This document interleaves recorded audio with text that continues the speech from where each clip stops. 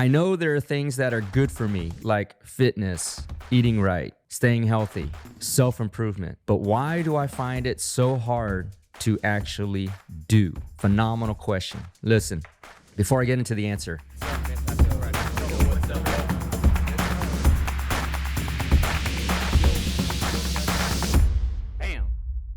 Yo, what is up, everybody? This is the End-to-End Podcast, and I'm your host, Dr. Young Nguyen, as you all can affectionately call me Ninja or the Prolific Ninja. All my friends call me Ninja too. This is the End-to-End Podcast, the Alpha to the Omega, the beginning to the end, talking about life, success, entrepreneurship, drive, motivation, and offering you morsels in this all-you-can-eat buffet called life. We are here on a new set that is in development, but glad to be here. And as I start every show, as I start my day with a bit of gratitude, I want to thank everybody out there that has been following, commenting, sharing, especially sharing the episodes, the posts on Instagram, on all social media platforms at End-to-End Podcasts. As you all know, or if you're new to this show, we don't have any sponsors. All of this is done on my dime and my time. So the only way we can grow our show is if you like, comment, follow, and especially share the show. As I say, this is a value exchange. I like to give you good value. And so if you do find value in this show or any other episode, prior episodes of the show, please do share the show. As I like to say, if your knowledge swole, share the show. That's how we grow to our mission, which is inspiring the lives of billions of people across the planet.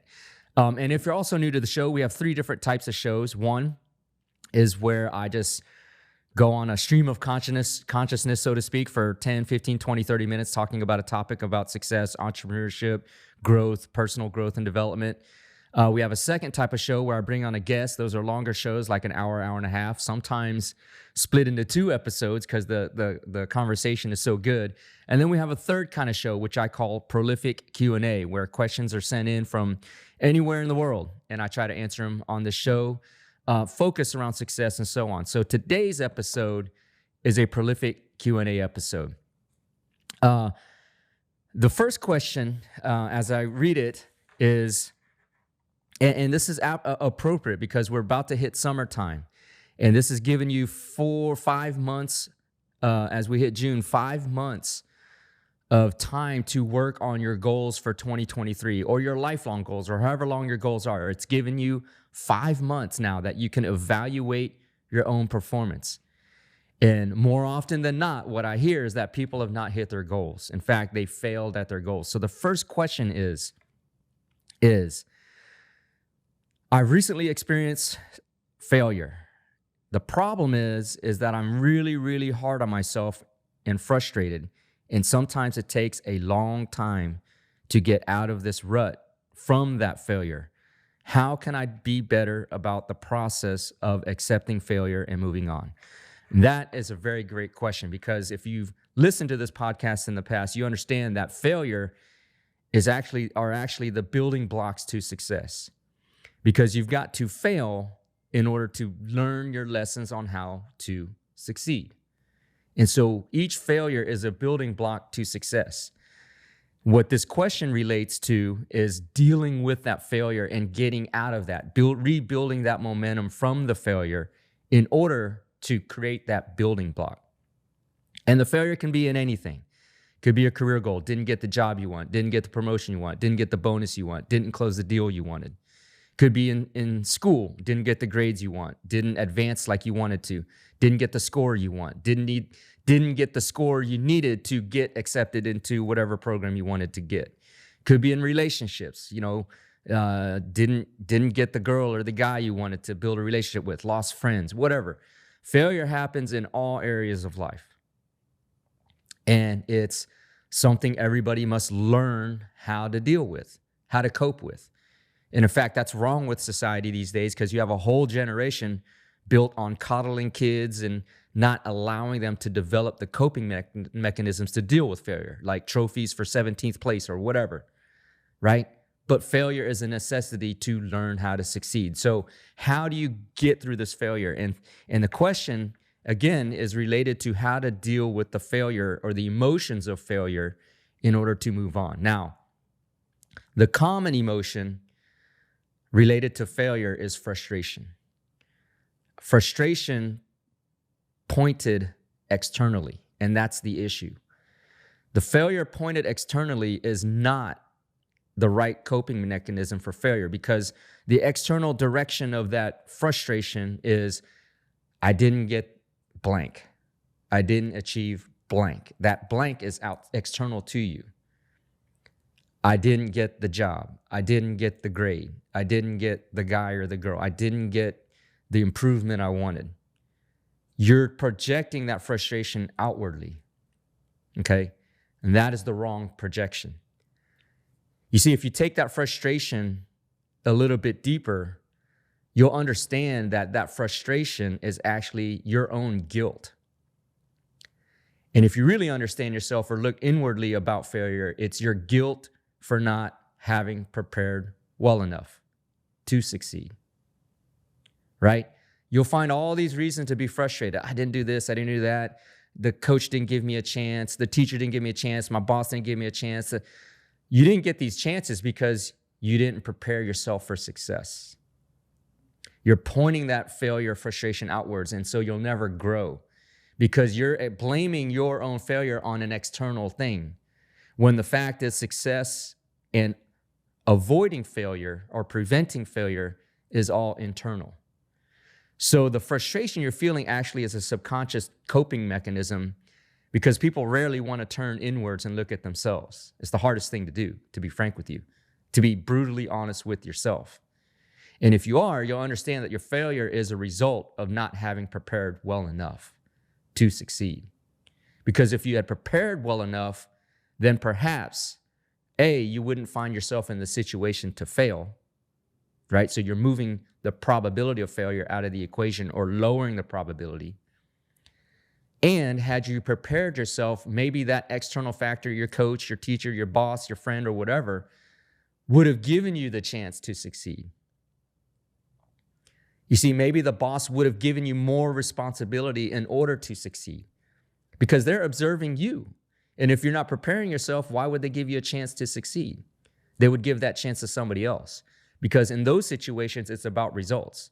The boss is going to give the opportunity to the person that is looking like or performing like they've prepared themselves for success.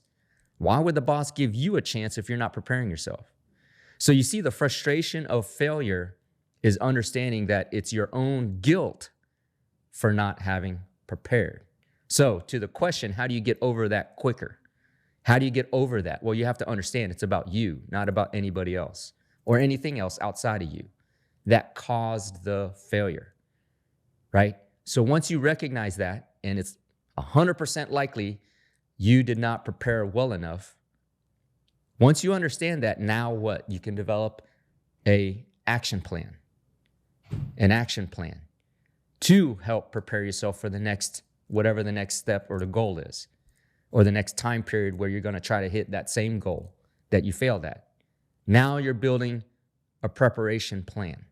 And that's why, just this morning, that's why I was exercising, working out with my teenage boy. He's trying to prepare himself for a career in basketball beyond high school. And so we're going to the gym. And the conversation was, we finished, and it was an intense workout, but we finished pretty quick, 45 minutes, 50 minutes. And, his remark was, that's it? I was like, yeah, that's it. Right? Because the example I gave to him, and this is the reason why a lot of people fail at their fitness so much, is I would rather go intense at 80, 90, sometimes even 100% consistently over a long period of time than trying to hit 100% for a shorter period of time. Because what happens is you go at 100% for a short period of time and you don't see the results you want. What do most people do? They quit. They haven't mentally or physically or spiritually even prepared themselves for long-term success. They're looking for near-term results. And so when you don't get the near-term results, what happens? You stop preparing yourself. You stop doing the things you need to do. So, but if you're going 70, 80%, 90% consistently over a longer duration, and you have a long-term outlook, that each incremental block is building for success later, so you don't fail. right? So it's an understanding of the action plan to know that you need to put in the work and effort consistently over time to avoid failure. And if you do fail, get over that failure quickly. Okay? So, great question. Understanding that failure is a part of success, a unavoidable part of success. You got to do it, but you got to understand that you cannot blame failure on external forces because you'll never grow. You have to look inward and understand that ultimately it's probably your guilt that you know you didn't prepare yourself well enough to succeed. And that lack of preparation puts you in a position actually to fail. Okay, so it's all about preparation, consistent, positive work, putting in incremental effort over a longer period of time. That avoids failure. And understanding that helps you get over failure much more quickly. You got to look inward. So, great question on failure. Second question, and it kind of relates to the first one about exercise. I know there are things that are good for me, like fitness, eating right, staying healthy, self-improvement. But why do I find it so hard to actually do? Phenomenal question. Listen, before I get into the answer, summertime is a great time to really make a change because there's more daylight, there's more energy in the vibes. There's more fun and activity. There's just a lot of things you can do over the summer, which most importantly is self-improvement for yourself. But here's the thing. If it was so good, why don't more people do it? If fitness were so good and healthy, why can't people stick with it? The ultimate answer to that question is those people that can't stick to it, they live their life based on how they feel. That's the bottom line. And a successful life cannot be built on feelings, right? Success is a result, and results are binary. It either is or it isn't. You either get healthy or you don't. You either self-improve or you stay the same. You either eat healthy or you don't eat junk food. All these things on this side of the equation of doing things that are actually good for you, people don't do. Why? Because it takes work. It takes an investment. I like to couch things in positive phrases. So it's not sacrifice. It's not hard. It's not, it's not painful. It's none of that. It's an investment. People fail to invest in themselves. Why? Because investment requires those negative connotating words, work, sweat, grind, dedication, discipline. It takes all those things that are associated, that are, quote, negatively associated, feelings. People can't deal with the feelings to understand that it's actually about results. Self-improvement, about results. It's either is or it isn't. It's 1 or 0. There's no grade in between.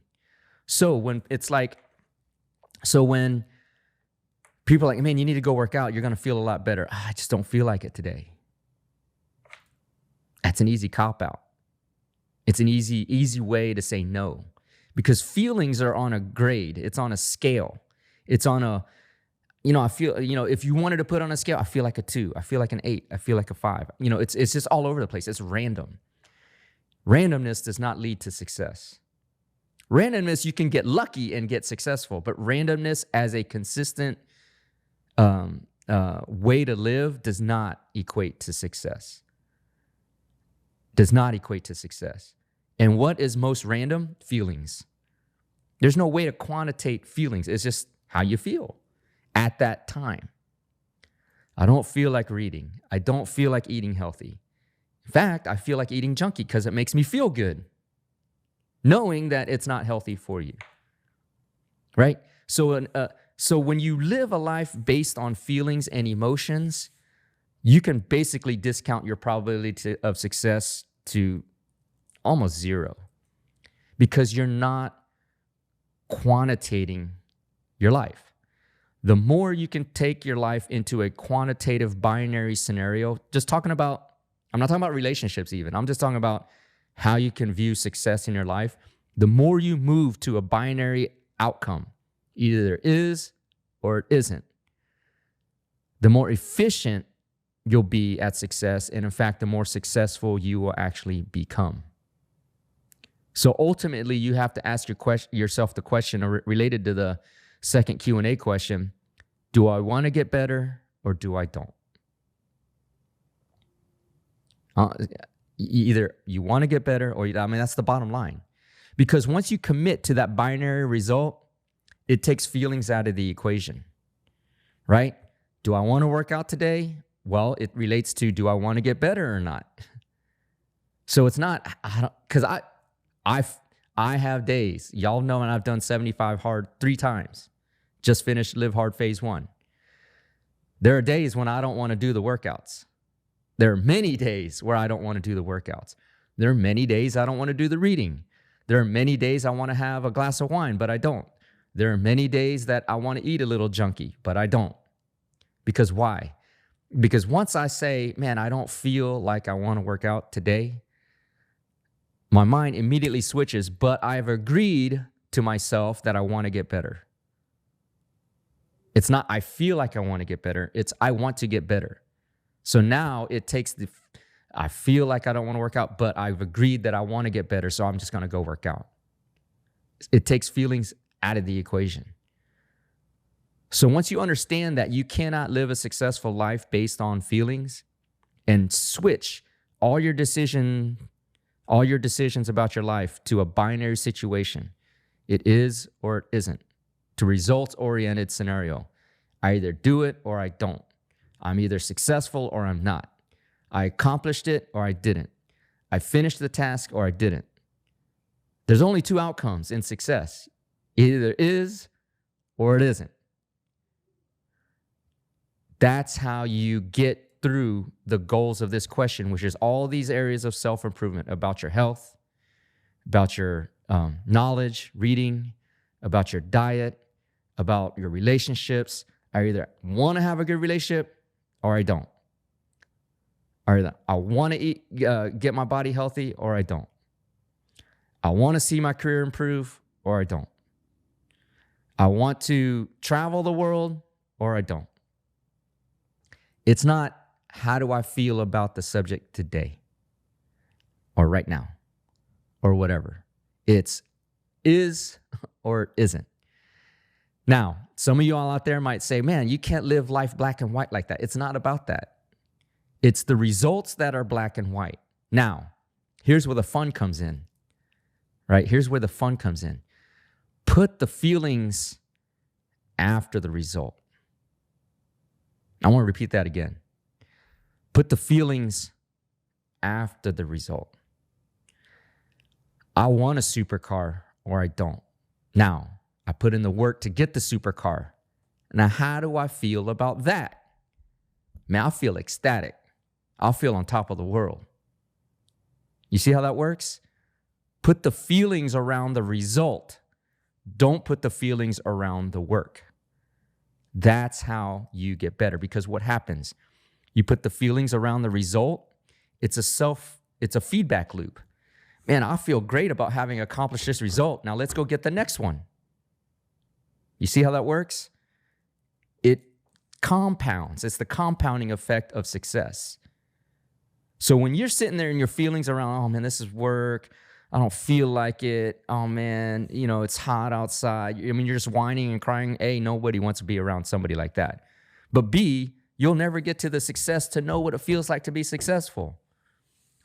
Man, I want to make $1 million today. I either am or I'm not. I hit the goal. Damn, this feels great. Let's go hit 10 million. I bet you it's going to feel even better. Well, yeah, it does. That's how it works. Man, I finished this book this week, and I learned so much that I can apply to my life. This feels fantastic. I've expanded my knowledge. I've become a better person. I've gained knowledge. I've gotten more enlightened. Now let's go read another book. I get that done. I've learned even more now.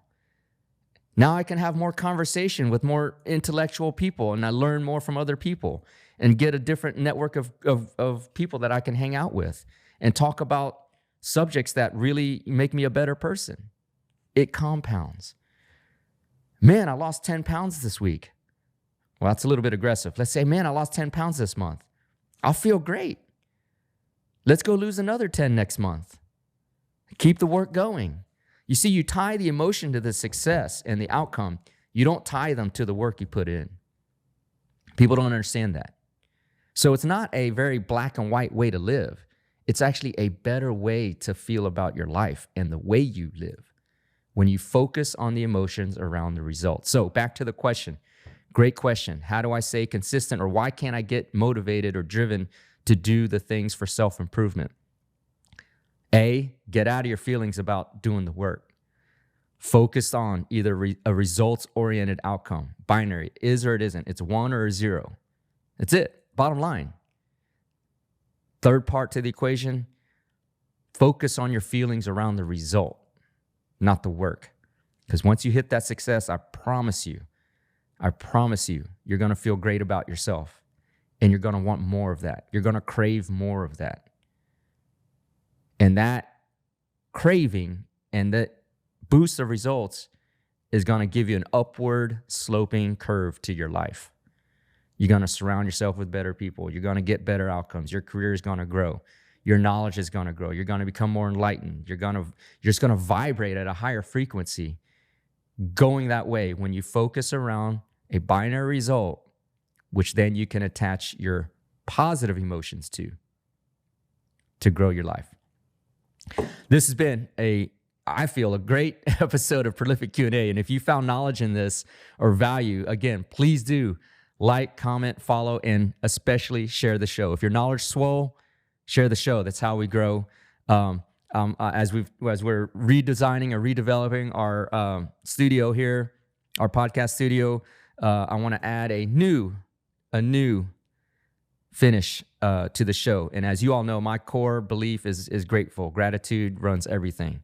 So I'm grateful for y'all to listen, but I'll end the show with this. I'm going to say, be great, be more grateful.